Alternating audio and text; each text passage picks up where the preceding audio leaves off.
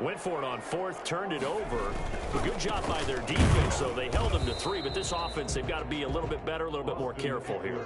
And sometimes when you see these calls on fourth down, when they decide to go for it, it's not necessarily the coach saying, I believe in my offense. Sometimes the coach saying, I believe in my defense. I can afford to go for it here because if we don't get it, I don't think we'll give up more than 3, and that's exactly what happened there. You think that factored in? I do. I think that he had that in his mind going into the game, that I'm going to be aggressive on offense because I know I've got a defense that can hold up their end. On second down, here's Herbert. And brought in by the tight end Cook. And he's going to be dropped following a pickup of 7 past the 30 to the 32. They get 7 out of that, so they're left with a 3rd and 3. And he finds Cook. And he will have a first down as they get him to the ground at the 37. It's a big one now. It's a big one. Well, sometimes our pregame meetings do pay off, don't they? What do the guys in the locker room call him? Well, they said it with a chuckle. They called him Old Reliable. Yeah, that means he doesn't move quite as fast as he used to, but he still knows all the tricks, doesn't he? Even that little gentle push-off in order to get open. So the Jets pressure too much as down he goes. So that time, Charles, quarterback helpless really in the pocket in the face of a pass rush like that. They were on him instantly. And this came from the interior of the defensive line. And these guys, they're normally anchors of that spot, and they don't often get clear shots at the quarterback. But in this case, he got past the center and the guard in no time and got there to make the play. He'll get this to Eckler. And he'll be out of bounds, but able to get it up past the 45. That's a good bounce-back play right there after taking a sack on first down. Didn't quite get it to the marker, but now they're in a much better spot for a 3rd and short yardage call. If you're the offensive coordinator, you like looking at that section a heck of a lot better than trying to figure out 3rd and long. Herbert on 3rd down now. That's into the hands of Eckler. And he is going to have the Chargers first down. At least it would appear that way. He didn't get it by much, but yes, they do get the conversion on 3rd and 1. Under a minute to go in this 3rd quarter as they come up 1st and 10. And that's going to be incomplete. Too tough to hold on to that one. It's 2nd down. Normally being a big-bodied receiver plays to their advantage downfield. Go up and make the catch, take the hit, and pick up yardage. But in this case, the hit was timed really well and popped it free from his grasp. They'll run out of the gun with Eckler. And he's going to be out of bounds, but not before he takes it inside the 40. Well, I tell you what, when you get a running back who can move like that in the open field, that's something to take advantage of, and they certainly did there. So in Jet territory now. Here's 1st and 10 at the 36. On the ground, it's Eckler. Oh, some strong running. And down to the 20 he'll go before heading out of bounds. With Melvin Gordon moving on to Denver, Austin Eckler is officially the Chargers' #1 option at the running back position. Gordon spent a lot of time holding out last year, and Eckler took full advantage with a breakout season. 92 receptions, 993 yards, and 8 touchdowns. He was in the top 10 in the league in receptions, receiving touchdowns, and all-purpose yards. Johnson with a completion over the middle. And he'll get him inside the 15 down to the 14-yard line. A gain of 6 there on first. 2nd and 4 at the 14-yard line. And that is going to do it for this 3rd quarter of action. We'll return with more after this. You're watching the NFL on EA Sports.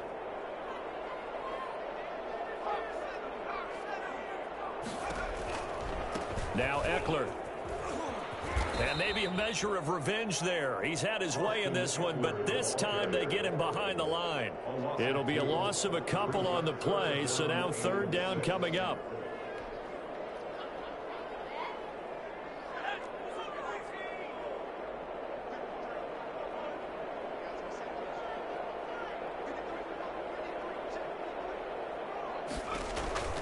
Out of the gun, Herbert.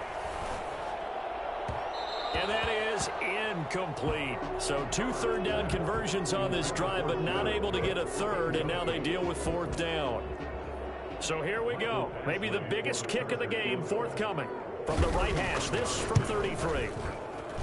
Badgley able to knock this one through. And in the fourth quarter, this game is tied. I tell you, the life of a kicker.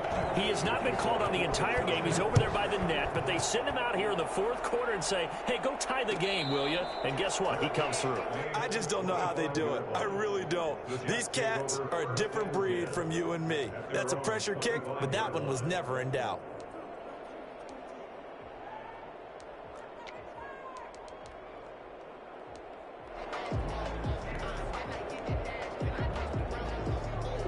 Jets offense coming up now to start their next drive. And we essentially have a brand new ball game. After that last field goal has tied us all up, we brace for what should be an exciting rest of this fourth quarter. They'll start on the ground with Breida. And he will lose yardage and be backed up to the 24. He'll lose a yard there, and it's 2nd and 11. I think it's pretty evident. We can say what a difference a week makes. Last week, he ran pretty much wild, didn't he? Did pretty much what he wanted to do. But this one, they've stopped him cold. That, to me, that's good scouting and even better execution. Yeah, and they stopped him behind the line right there. They obviously watched the tape a few times and made some adjustments. And he's taken down, but able to slip across the 35. Give him 14 on that one and a first down. I really like this youngster coming out of Baylor, partner, because he has the ability to get deep with his speed. Long strider. You love him on outside routes. But what I really liked about him is his ability to go up and get the football. Obviously, the Jets were looking to replace Robbie Anderson. I think they've got a really skilled target here for their young quarterback, Sam Darnold. 11 more yards that go around, a first down as well. Jets.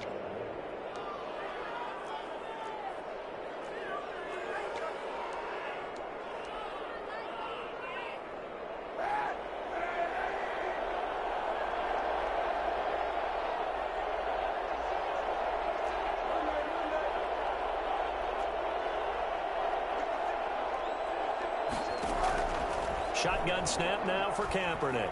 Escaping the pressure right. He's got the first down and more inside the 40. And he'll go out of bounds finally at the 7.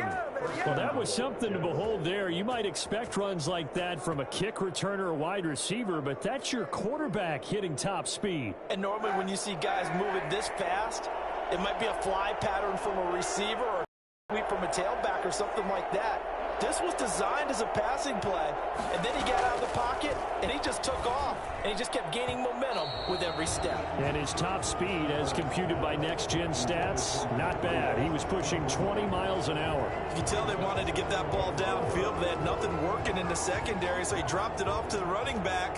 That one ended up incomplete.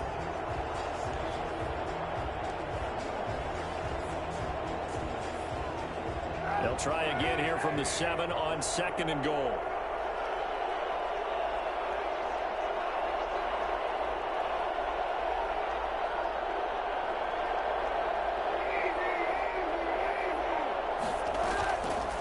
Working from the gun, it's Kaepernick. And he's going to go down. Sacked right around the 17.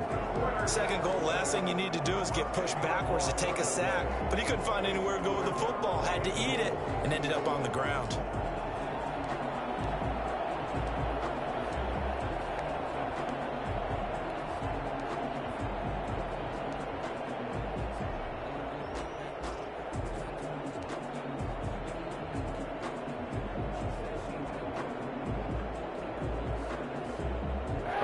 Tired bodies on that field, but this is a big play. 3rd and goal. From the gun, it's Kaepernick. And this is going to be intercepted. Derwin James with a pick. And to the 12. That's where it stops. The return is halted at the 12-yard line. Charles, whatever's going on between his ears right now, it's just not completely calculated correctly. 7 picks between last week and this week after that one. And they always say the most important part of a player is those 6 inches between the ears. But right now, it's all those interceptions that are going on. So whoever his trusted confidant is on the sidelines, I don't know if it's the offensive coordinator, quarterback's coach, maybe the backup quarterback, that's who he needs to get with now and get himself calm. And a flag comes in as that one falls incomplete. Well, let's see who this is on. And remember, following the safety, you give the football up as well, and they free kick it from the 20 now. Taken in at the 11.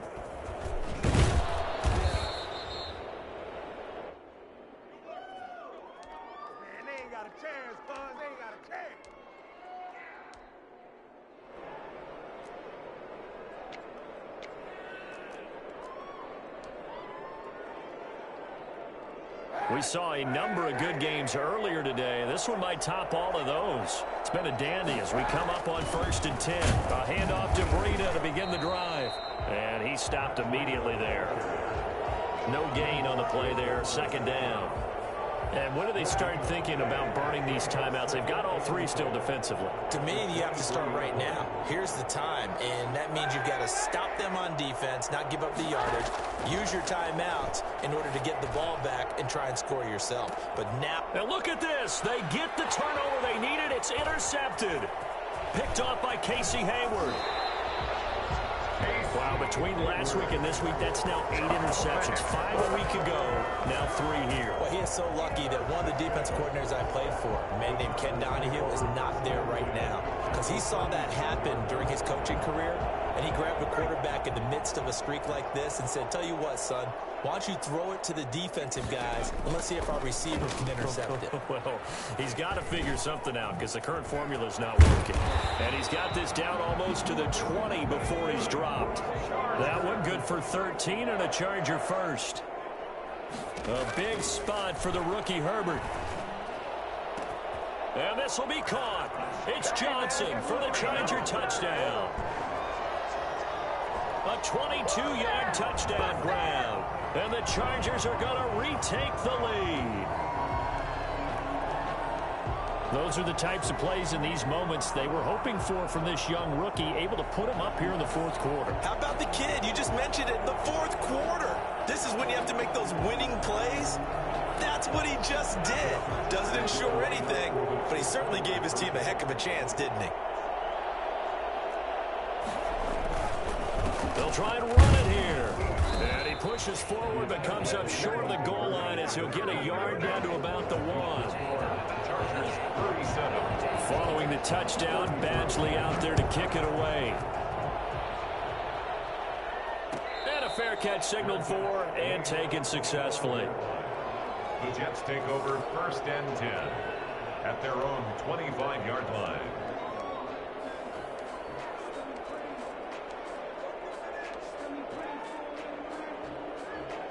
Jets offense coming up now to start their next drive. They're sort of seeing themselves spiral out of control. Let's see if they can get things back on track.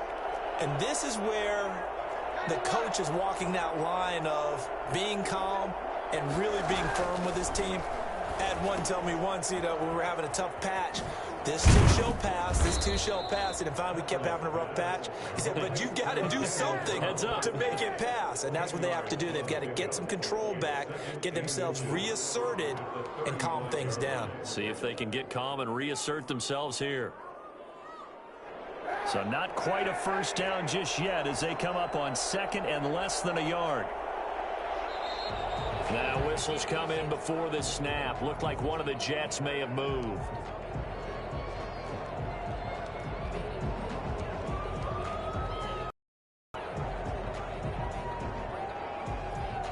They still need about the length of the football here, maybe a little less as they come up on 2nd and inches. To throw, Kaepernick. And that'll be incomplete. From the snap, he certainly looked like he knew where he wanted to go with the ball, but surprise, that guy was covered. So that took his attention elsewhere to no avail. One of the bigger plays in the game thus far, and the crowd getting into it as we come up on a big 3rd down. Now Kaepernick. And, a crusher there as it's intercepted. Derwin James with a pick. And they will finally put it into the return, but not until he takes it back all the way inside the 10-yard line.